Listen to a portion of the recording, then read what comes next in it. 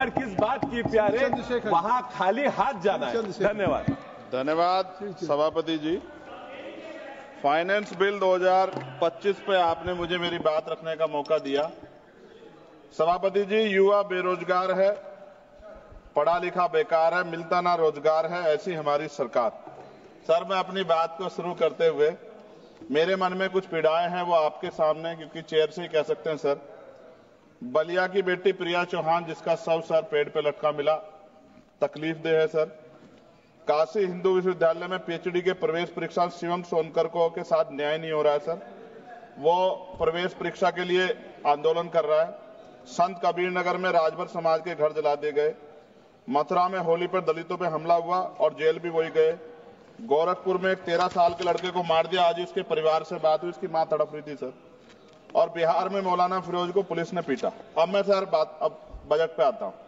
निजीकरण से आरक्षित वर्गों के लिए नौकरी के अवसर कम हो रहे हैं। सर, सरकार बताए कि राष्ट्रीय संपत्ति को बेचकर पूंजीपतियों को फायदा पहुंचाने की नीति कब बदलेगी। जीडीपी का केवल 2.9% शिक्षा पर और 1.98% स्वास्थ्य पर खर्च किया जा रहा है। सरकारी अस्पतालों में डॉक्टर दवाइयां नहीं है। शिक्षा और स्वास्थ्य बजट पर जीडीपी का कम से कम 6% पैसा खर्च किया जाए। जो गवर्नमेंट अमेंडमेंट नंबर 144 है, उसमें आपने रिटायर्ड कर्मचारी अधिकारियों की पेंशन को कम करने का प्रावधान किया है। मेरा सरकार से आग्रह, इस अमेंडमेंट को वापस लेकर पुनः पेंशन की पुरानी प्रक्रिया बहाल की जाए। सीएमआई की 2024 की रिपोर्ट के अनुसार भारत में बेरोजगारी दर 8% से अधिक बनी हुई है। युवाओं के लिए नए रोजगार सृजन कोई ठोस नीति बजट में नहीं थी। केंद्रीय बजट 2025 मनरेगा तथा आवंटन 86,000 करोड़ रुपए पर अपरिवर्तित कार्यक्रम 9,754 करोड़ रुपए के घाटे पर चलने के बावजूद 2025-26 के बजट में धन आवंटन में कोई बढ़ोतरी नहीं की गई, जबकि मनरेगा ग्रामीण रोजगार में महत्वपूर्ण भूमिका निभाता है। लगातार रुपए कीमत गिर रही, जो चिंता का विषय, ये हम प्रधानमंत्री जी के मुंह सुनते थे जब वो मुख्यमंत्री हुआ करते थे। प्राय देखने में आता है किसान अपने ऋण के कारण आत्महत्या कर रहे हैं और सरकार उनके ऋण माफ नहीं कर रही, जबकि दूसरे बड़े उद्योगपति और कंपनियों का ऋण माफ किया जा रहा है। यह निंदनीय है। सरकार को किसानों की ओर ध्यान देना चाहिए, उनका ऋण माफ करना चाहिए। कृषि उपकरणों पर 100% जीएसटी की छूट दी जानी चाहिए। भारतीय शेयर बाजार पिछले कुछ समय से लगातार घाटे में जा रहा है। भारतीय निवेशकों का पैसा डूब चुका है, जबकि विदेशी निवेश लगातार भारतीय शेयर बाजार से पैसे निकाल रहे हैं। सरकार को इस ओर भी ध्यान देना चाहिए।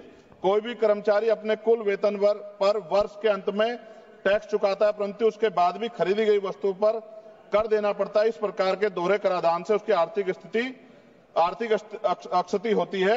ये गलत है। सर, जब कोई आम आदमी कोई वाहन खरीदता है तो उसे जीएसटी सहित कई तरह के कर चुकाने पड़ते हैं, लेकिन जब वह उस वाहन को सड़क पर ले जाता है तो पुनः कर देना पड़ता है, जिससे आम आदमी की जेब पर सीधा असर पड़ता है। सरकारी स्कूलों में शिक्षा की स्थिति अत्यंत दयनीय है, जबकि दूसरी ओर निजी स्कूलों में शिक्षा इतनी महंगी हो गई है कि गरीब बच्चों को महंगी फीस, किताबें, बैग और ड्रेस के कारण शिक्षा से वंचित होना पड़ रहा है। महोदया, निजी स्कूलों की कालाबाजारी बंद होनी चाहिए और शिक्षा इतनी सस्ती होनी चाहिए कि हर व्यक्ति तक पहुंच सके, और प्राइवेट स्कूलों पे कैप हो कि वो ज्यादा फीस न ले सके। साथ साथ उत्तर प्रदेश में, जी खत्म करूंगा, उत्तर प्रदेश और अन्य राज्यों में मानव तस्करी, आप तो सभापति जी खुद महिला है, ये मामला आप गंभीरता से सुनना, मेरी ये बहुत बड़ी चिंता है। उत्तर प्रदेश और अन्य राज्यों में मानव तस्करी के संगठित गिरोह सक्रिय हैं। जैसे उत्तर प्रदेश के सोनभद्र से अन्य राज्यों में लड़कियों को बेचा जा रहा है। राजस्थान में लीज पर बेटियों को बेचा जा रहा है। बेटियों के खरीद फरोख्त के मामले सामने आए, लेकिन सरकार कोई ठोस कदम नहीं उठा रही। सरकार बताए कि मानव तस्करी रोकने के लिए बजट में विशेष प्रावधान क्यों नहीं किया गया।